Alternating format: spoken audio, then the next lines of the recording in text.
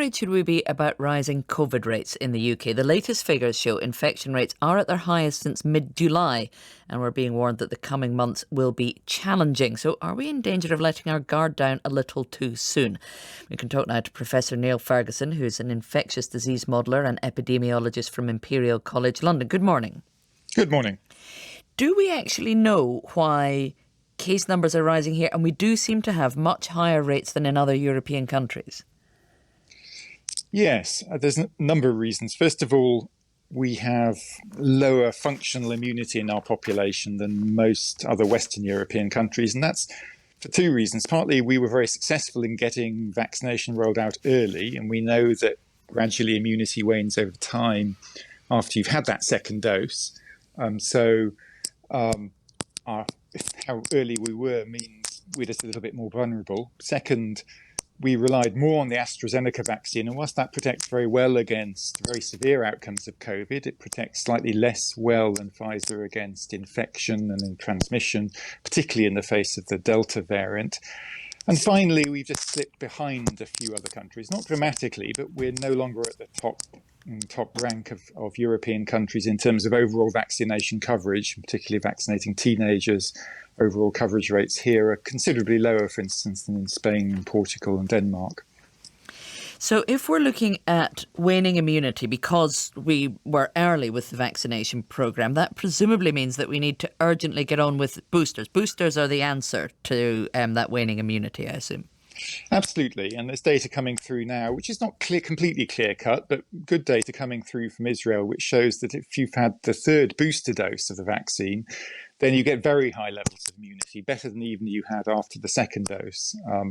And so I do think it's critical we accelerate the booster program. And the other thing is infection rates are highest in teenagers at the moment, and most other European countries are ahead of us in vaccinating teenagers, and they're giving them 2 doses, not just 1 dose. And we know 2 doses really are needed to kind of block infection and prevent transmission. So I think that's the other priority, is to keep pushing on getting coverage rates up higher in the teenagers who are driving a lot of this infection. So, there are editorials in the newspapers this morning calling on the government to urgently get behind the booster programme and to deliver a bit more urgency with it. And of course, it's completely different from when we saw the initial rollout of the vaccine, when we had special drop-in centres with people turning up to them. Are you worried that we just don't seem to be putting enough emphasis on the booster programme? So at the moment, we're seeing case numbers rise and we're seeing hospitalisations rise, but at a rate, the doubling time, and it may not double for that amount of time, but it is about 5 weeks. So I think we need to be on the case, and we do need to prioritise the vaccination programme, but we're not in the same position as last year. And I don't think it's a reason to panic right now, but I would certainly like to see vaccination, booster doses accelerated, vaccination of teenagers accelerated. And you were pointing out that the AstraZeneca vaccine, which is, of course, what a lot of people in this country were given, doesn't protect so well against the Delta variant, which is now the dominant variant in the UK. If you did get 2 doses of AstraZeneca, can you then get a booster with a different vaccine and overcome that problem that there is with the AstraZeneca one?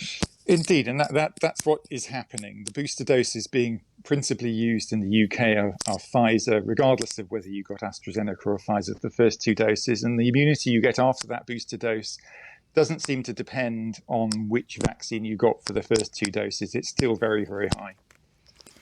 And then, of course, there's a question of how we are all behaving. Obviously, a lot of the rules have been relaxed, more so in England than in other UK nations. In Scotland, where I am this morning, we have vaccine passports now being enforced. If you want to go into a nightclub or any large events, there's still compulsory mask wearing indoors. But that's not the case in England. Are we in danger of letting our guard down a little too soon, and it's just these social measures that will allow COVID to spread? Well, it's certainly interesting that case numbers are still declining in Scotland. They're not going up compared with England. I mean, these things are political judgments, and the government was very clear that it wanted to move away from social distancing measures. But it's notable clearly that most Western European countries have kept in place more control measures, vaccine mandates, mask wearing mandates, and tend to have lower case numbers, and certainly not case numbers which are going up as fast as we've got. But at the end of the day, this is a policy decision for government to make.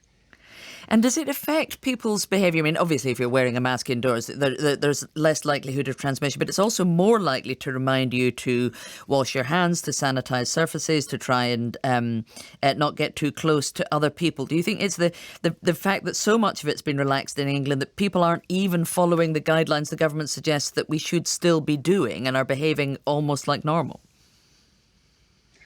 I think it's difficult to generalise, and I'm not a behavioural scientist, but clearly people need to be aware that we have currently higher levels of infection in the community than we've almost ever had during the pandemic. And we're for the last 3-4 months, we've been up at well over 1% of the population infected at any point in time. And so whilst nobody likes having their freedoms curtailed by measures, but it's prudent to be cautious in everyday interaction, certainly. And wearing masks certainly helps that. It reminds people that we're not completely out of the woods yet. And of course, the consequence, if cases do continue to rise, is that freedoms will be curtailed even more, because it's not impossible that we could at some point, if cases keep rising, be looking at another lockdown. Is that something we should even be worrying about at this point? So first of all, I don't think we're looking at another lockdown. I mean, there is a lot of planning, as you're aware, going on in government about Plan B and in the worst case, and the worst case here, we're really talking about just demands on the NHS getting to the point where something additional needs to be done. It's very unlikely we'll see anything like the levels of deaths we saw last year, for instance, coming into the winter.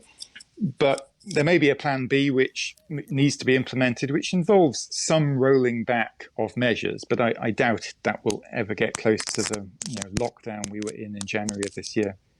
Well, let's hope. Professor Neil Ferguson, thanks very much. It is coming up